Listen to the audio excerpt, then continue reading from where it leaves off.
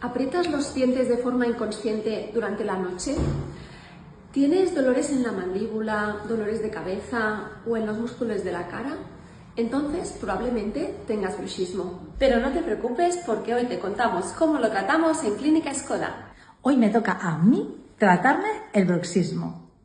Inyectamos proteína relajante en los músculos responsables de esta contracción intensa. Esta proteína actúa bloqueando temporalmente la señal nerviosa en estos músculos, resultando en una relajación muscular controlada. De esta forma disminuimos los síntomas dolorosos asociados al bruxismo y mejoramos la calidad de vida de los pacientes.